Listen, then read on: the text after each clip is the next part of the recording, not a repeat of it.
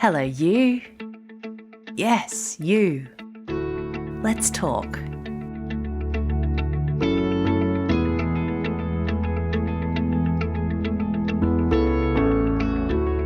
I am back on Melbourne, and I am rugged up and acclimatising to the colder weather here.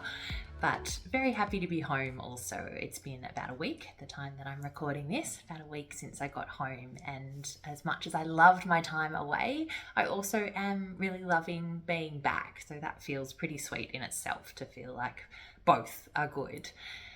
As you receive this podcast episode when it is released, we will have just finished NAIDOC week.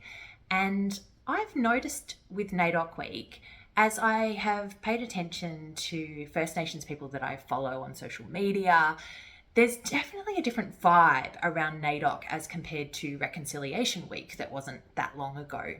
Feels like to me, or I feel like I've observed, like more of a sense of celebration, more joy around NAIDOC certainly than Reconciliation Week. And it's just kind of got me thinking a little bit about the differences between the two. And I found a helpful and concise distinction between them from a producer named Yael McGilvray. I hope that I'm pronouncing that correctly.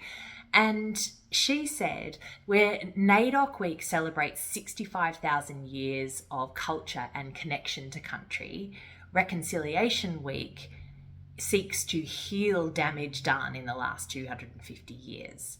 So on the one hand, NAIDOC is celebration, and on the other hand, Reconciliation Week is about healing of wounds. And obviously there's a question around whether reconciliation is the correct term anyway, because it implies that there was a positive relationship to begin with that then needs to be healed. But that aside, I think that it's helpful to see those two focuses, and I think to realize that both need to be present in our approach and our understanding when it comes to First Nations history and culture. And for those of us who are non-Indigenous and seeking to be allies, seeking to educate ourselves, it has to involve both. So I think if we only are about the celebration, the acknowledgement, the recognition of the beautiful things of the culture of First Nations people, and we fail to look at the damage that has been done through colonisation, then something is off. And also at the same time, that if we're only focusing on the wounds and the damage caused, then we miss something really amazing in the 65,000 years of culture and connection, history that is to be celebrated and learned from. So something for us to sit with, something for us to just ponder for ourselves. Are we incorporating both? Do we lean one way more than the other? And is there something that we might want to explore in either of those? Now, you might know that I do a morning practice. Well, it's usually the morning. I do it most days, and it involves various different things, and it evolves over time, and I've shared aspects of my practice in different ways at different times, but it usually involves some pranayama or some breath work. So conscious, intentional direction and control of the breath. And one thing that I have really noticed is that while there is different energy to both the inhale and the exhale, so inhale being more energizing in general, exhale being more settling, there's something that I observe in my own practice about the pause in between the breaths. So that can be either in between the inhale and the exhale, so that moment when the breath is full and before I let go of the breath, or at the other point, after the breath out and before I take a breath in. And I've really noticed for myself in my practice that there is an incredible sense of stillness and peace and calm and kind of like a pure presence that I experience in moments where I just sit in that pause, in holding of the breath. So sometimes the practices that I do will involve intentional holding the breath either in or out for an extended period of time. And today, this episode, I'm not actually going to be talking about pranayama. I'm not going to be talking about breath techniques as such, but more something that I've observed that then I'm like, what does this mean for life? But yes, so my practice, I will have those times where I'll hold the breath. And in that moment, it's almost like, you know, the feeling when, say, there's been like some noise going on around you. There's been a party going on next door, or there's been a truck parked outside your house with its, I don't know, loud engine going or something like that. And then eventually, after a long time, it stops and it's just like, everything just feels really still, really calm, a beautiful sense of ease and spaciousness. And it's almost like you didn't even know that you were missing that until all that noise died away and you found that relief, that space. That's what I feel like I find in myself in those pauses in the breath. And it is just like this beautiful sweetness. Everything just feels like it slows right down. And it's partly because, like, at that point, there's no movement, or very little movement in the body. There's not even the subtle movement of the chest expanding and contracting with each breath. And it feels like internally, all I'm connected with in that moment is my heartbeat. I can hear that internally. And even that slows down when you hold your breath. And so it's just this real sweet stillness and spaciousness that I have come to really love. And as part of a meditation practice, I find it so helpful because it's often just in those moments that it's almost just like you get a little taste of what it is that you are cultivating through a meditation practice, where it is just that beautiful stillness and openness and sweetness. And it got me thinking, as I've been reflecting on that, just thinking about, well, what's the equivalent of that in life? Is there an equivalent of that? A point where everything just feels like this beautiful steadiness, like a settling, contentment. I'm sure we've all had moments of experiencing that and feeling that in our lives. Maybe in life, it's also, at least partly, about cultivating and sitting in the spaces in between. So with breath, we're talking about the in-between of the inhale and the exhale, the taking in of air and the letting go of air. Maybe in life, it's the spaces in between consumption and contribution. Maybe we could think of it as getting and giving. So we're taking in and pushing out in some way. So you could think about consumption, just for the purpose of this concept, consumption, that the inhale, the taking in, being anything where you are receiving something, you are acquiring something. So it might be learning something, listening to something, watching something, acquiring something, reading something, eating something. All of these things are kind of a sense of taking in, a gathering in towards ourselves. And then in terms of contribution or giving, or you could even think of it as creating, it's where we are putting something out there. And so, yeah, it might be making something. It could be doing stuff. It could be giving something away. It might be explaining or teaching or sharing something. It could be caring for somebody. And so there's both the consumption or the inhale, and there's the contribution or the exhale for our purposes for this episode today. And like the inhale and the exhale, both consumption and contribution, getting and giving, are part of balanced living. But if we are always caught up in one or the other, always doing something, always consuming or contributing, always getting something or giving, maybe we miss that beautiful, sweet stillness that can be found in the pause in between. And it's possible also that some of us will lean towards one or the other. You might be like, yep, I am all about just taking stuff in. I'm constantly gathering things in towards myself. Or I am always giving out. I'm always contacting someone, always sharing something, always putting stuff out there into the world.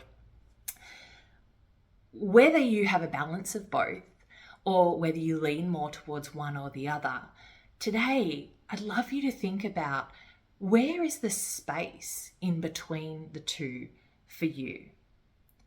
Do you have those moments of sweet pause where you are neither consuming nor contributing?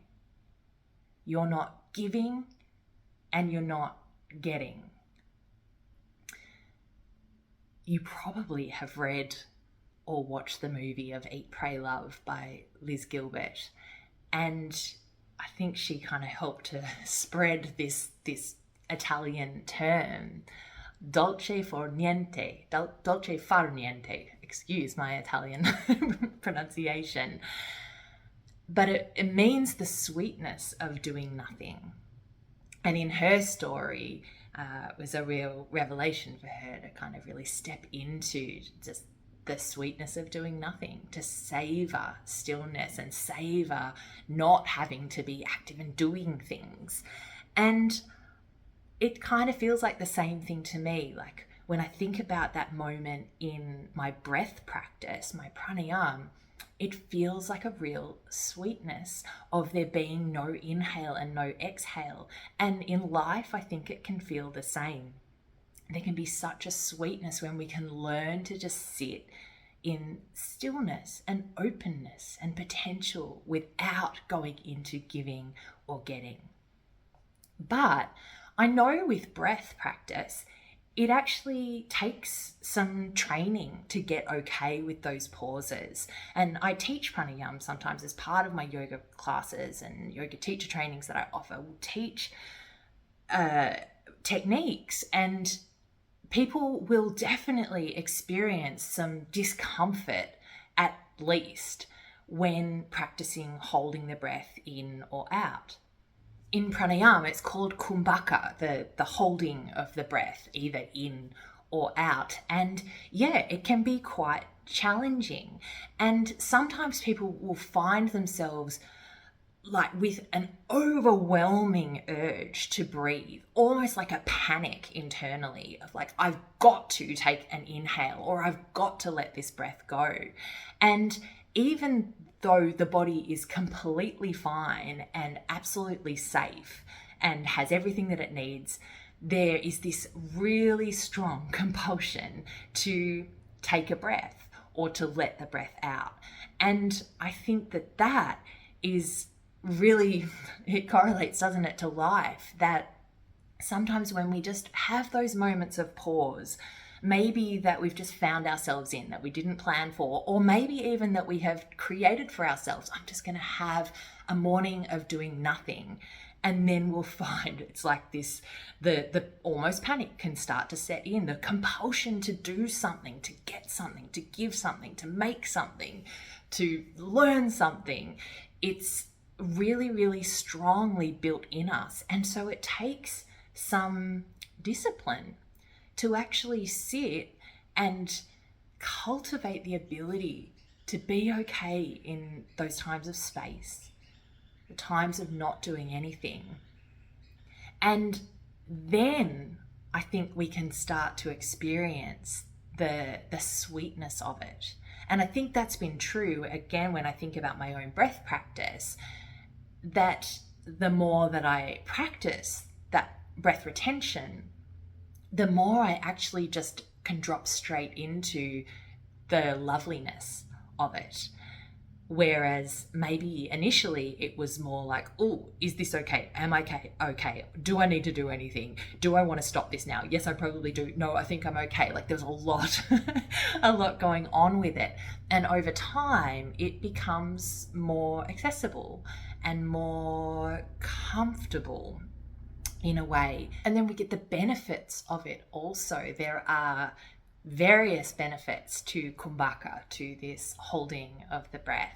One of them being that it activates the respiration center in the brain to make our next breath and breathing after that point of holding the breath more effective. So again, to draw that parallel, I think that there can be something beneficial about learning to sit in the space and to not do anything that actually makes our doing of things more effective when we do get back to them. I think that we inherently know that to be true through our own experience from those times when we have been able to just sit in the stillness for however short an amount or long an amount that might be in our lives. Like there's benefits for the breath practice, there are undoubtedly benefits for taking those moments of pause and space in our life. And so here's our yes you moment, where I am asking you, yes you, where can you linger in the pause in your life a little more? If you want to cultivate a sense of the sweetness and some times in your life that feel that real openness, presence, ease, contentment, then can you practice that through sitting in the pause, maybe just a little bit longer, where you find yourself there? So, for example, when you wake up in the morning, before you get straight into the day, can you just lie in your bed or sit on the side of your bed and just be for a moment? Or maybe it's at the end of the day, when everything's done, before you go to sleep, can you just feel into the stillness and the openness and the nothingness of just being there in your bed in that moment, and resist the urge to do something and just simply be there? Maybe it's about next time you read a book, can you read the book and then not go tell anyone about it? Maybe it's even about read the book and then not immediately get a new book to read the next day. What about maybe having a day or a couple of days or a week where you just kind of sit in between that intake that you have from reading a book? The same deal with watching TV or watching a show, watching a movie, listening to a podcast, learning something new, any of that. Could you give yourself a moment before you take in more, or before you go and share it, tell someone about this thing, start explaining it? Can you just let it kind of brew in you and sit with it before you move straight into more consumption or contribution, more giving or more getting? Last year, we did a little thing, you might have joined me, called Wait, Do Nothing, which was when I challenged myself and anyone who wanted to join me to find those moments where we're waiting for something. So it might be like standing in line or sitting in a doctor's office, waiting for a Zoom session to start, whatever it is, a moment of waiting. And rather than getting out the phone, just waiting, letting the waiting be enough. And that was an interesting challenge. And if you weren't part of it, you can go back. So I shared about that in previous podcast episodes. So go back and find those about wait, do nothing. But again, that was just about sitting in the space, in the stillness. And potentially sitting with the discomfort of that to ultimately move towards the sweetness of that. And we could do that really with any moment of boredom where we find ourselves compelled to go and do something. Could you just not see what that might be like? And probably one that almost everybody could apply is just in that moment before you pick up your phone. Could you not? Because there's probably a moment there to just not be sharing something, not be taking something in, not be outwardly connecting, not be consuming information, but just be. So even if you literally just go, I'm going to pause for 30 seconds before I pick up my phone to give or to get whatever I was planning to do on my phone. So your first challenge is at the end of this episode.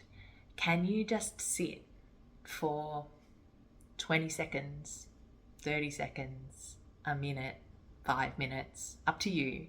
But can you sit and not go straight onto another episode, another podcast, or straight onto social media? Can you just be in the stillness and see what that's like, whether it's intolerable or whether it is sweet, whether it feels intolerable or whether it feels sweet? Can you just be in it and see what it's like to start to cultivate that within yourself?